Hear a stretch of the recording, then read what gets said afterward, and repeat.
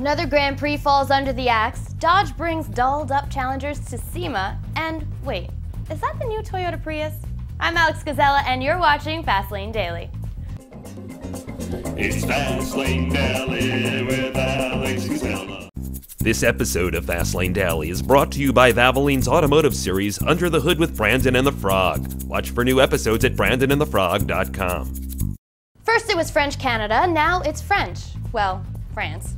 Yes, one more stop on the 2008 F1 season won't be there in 2009. That's France's Manicourt racetrack, and it'll join Montreal on the list of former F1 tracks next season. The French Motorsports Federation announced yesterday they've canceled the French Grand Prix for 2009. That due to reported financial difficulties. The loss means even with the Abu Dhabi Grand Prix coming online in 2009, only 17 races are scheduled for the next season. It's the first time France hasn't been on the F1 calendar since 1955. Ouch. Well, the French Federation still has a contract to operate the Grand Prix until 2011. But F1 boss Bernie Ecclestone had been pushing to move France's F1 stop from the rural track to one closer to Paris. And a Dodge Challenger with a Viper engine? It may not be on the options list, but it will soon be at SEMA.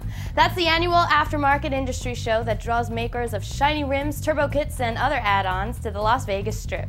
The Challenger SRT-10 concept is one of 3 show cars Dodge plans to unveil at the show next month. It's powered by the same 600 horsepower 8.4-liter V10 as the Viper. The Challenger SRT-10 concept is painted in tornado red and fitted with a weight-saving carbon fiber deck lid and shaker hood that recalls a 1970 Plymouth Barracuda. The concept also gets brake and shock upgrades and a revised interior that includes sport seats and carbon fiber accents. The SRT-10 concept will also join 2 other Dodge Challenger concepts at SEMA. Those include the Challenger Blacktop, a modded version of the Challenger RT, and the Challenger Targa. That's the lime green model that competed in Canada's Targa Newfoundland Rally earlier this year. And the world's financial markets may be spinning into a vortex of broken dreams and shattered hopes, but over at Aston Martin, it's all crystal and Russian fish eggs. The company says it's already on the way towards selling out its new $2 million supercar. More than 100 prospective buyers have put down $350 grand each to be on the waiting list for the 177. That's the all-carbon fiber Aston with active aerodynamics and a hand-built 7-liter V12 under the hood. Still, of those 100, only 77 will actually take delivery of the limited production car. If you missed out, don't worry. There's always this $50,000 Ferrari Testarossa go-kart from Neiman Marcus. Well, next up, shots of what could be the Toyota Prius hit the web, and FLD meets a New Mexico lawman in the Audi mileage marathon right after this.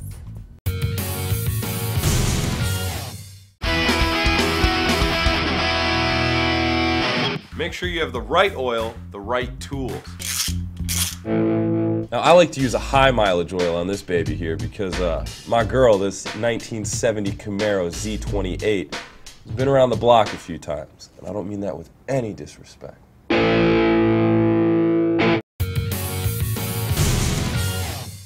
Changing your oil is easy. All you need are the right tools and sound advice from serious-minded experts. Barring that, there's Brandon and the Frog. So if you haven't changed your oil in the past 3,000 miles, or think a dipstick is some guy in a sleeveless flannel, check out Under the Hood with Brandon and the Frog at brandonandthefrog.com. The car you save may be your own. Hybrid watchers know Toyota is prepping a redesigned Prius for 2010.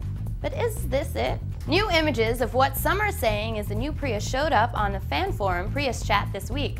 The shots reveal a restyled front end shared with the latest Yaris and Corolla models, and an interior shot reveals all new interior dash panel with a raised center console. Insiders say the new Prius will be larger, cleaner, and more fuel efficient than the current model, while turning in better performance numbers. We can't say for sure whether this is the real deal or fakery, but it's as close as we'll get until Toyota pulls off the wraps officially sometime next year. And now we head to Garage 419's Matt Farah and FLD producer JF Musial on the Audi Mileage Marathon. It's the last day of their trip from Chicago to Denver in an Audi Q7. Let's see if they can get back that lead and if they can talk their way out of a run-in with the law. Check it out.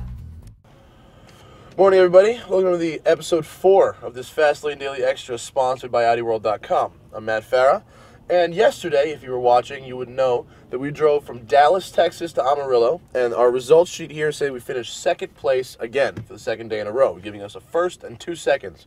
Although, important to note, we had the highest average speed by 3 miles an hour. And sometimes I think that when you are good at something, that you should just do that thing. So what we're going to do today is we've tried all different methods of getting better fuel economy out of our Audi Q7 TDI. We've taped up the front, we've inflated the tires, driven without the air conditioning. So that's all well and good, but what will the car do in real world driving? Like if I bought this car, what kind of gas mileage would I get just driving it as I normally do? So today, from Amarillo, Texas to Denver, we are not going to do anything extra for fuel economy. We're going to get in the car, we're going to drive it as we would drive it normally if we own the car. I'll keep you guys updated on the way of how we're doing and what our economy and speed averages are. And, you know, hopefully this thing will actually return some good mileage while driving like a normal person and not like a crazy tree-hugging hypermiler.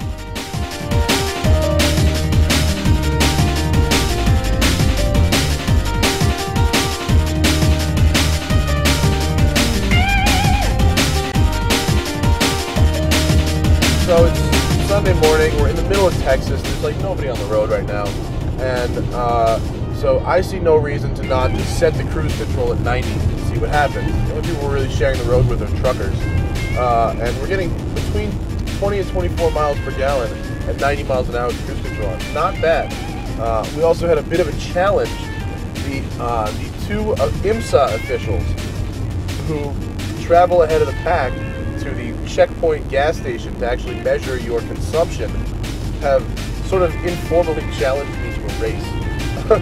They have a head start by like a half hour. So if I actually want to race, I'm going to have to drive a little fast.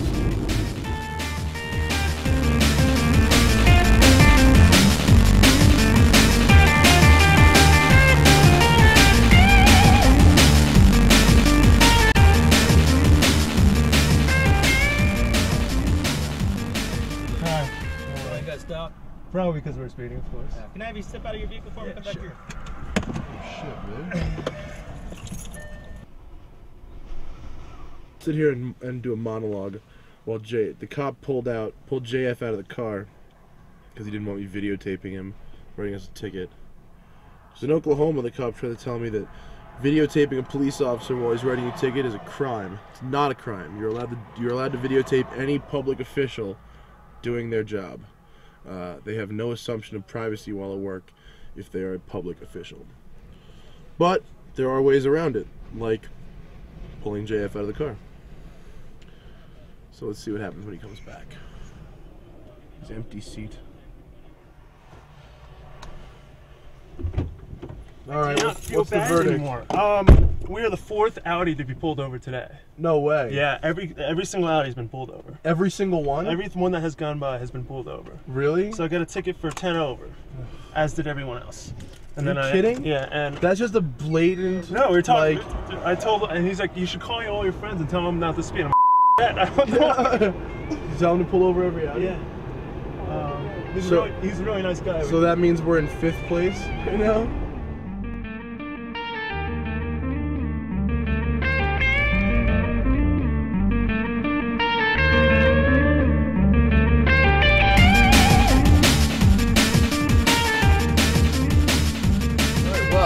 In Colorado. We are cruising towards Denver. We've got a light mist going on.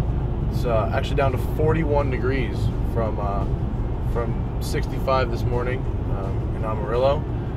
So far we've traveled 401 miles and we have managed to average 79 miles per hour and 21.9 miles per gallon. So it's actually very good. It's still, you know, averaging 79 realistically means going 80 to 90 most of the way.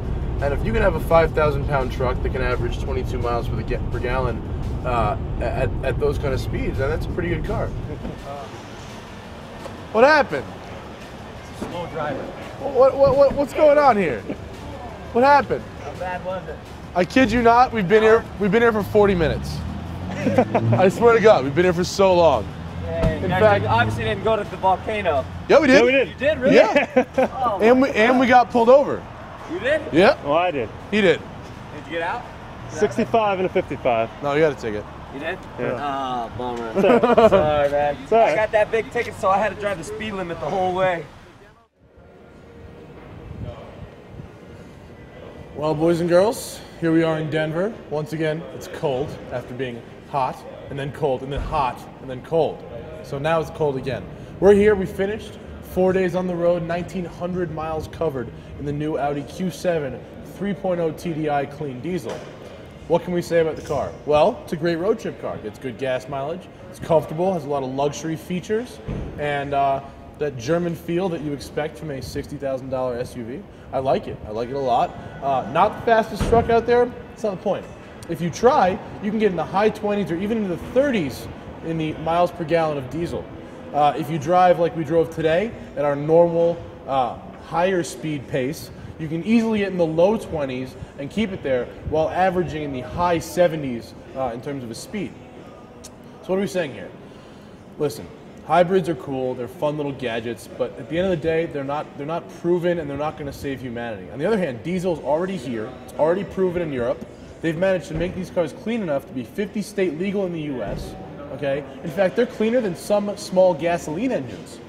So why don't we stop, take our heads out of our patooters, and try a diesel. If you want to go buy a new car and you're thinking economy car, don't buy a little jelly bean. Buy a regular car with a diesel option, or at least consider it. Because you know what? I drove it and I like it. Till next time, Matt Farah here for this Fastlane Daily Extra. Let's thank AudiWorld.com for reposting us everywhere in the Audi forums, and I will see you back at Garage419.com every Tuesday and Thursday. Peace.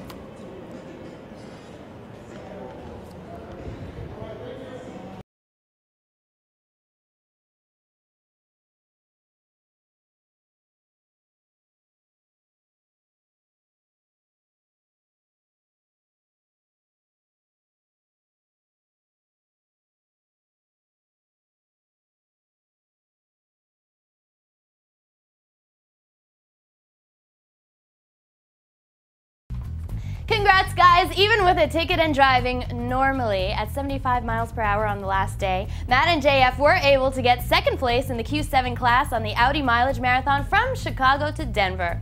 Well, that wraps up Fastlane Daily for today. I'm Alex Gizela, and I will see you later. What's up, guys? Matty the Farah here. GPNY for the Garage 419 Invitational, October 26th. Look, if you didn't get in the race, just still come out and hang out, and I might even let you see if you can fit in this LMP1 car a little better than my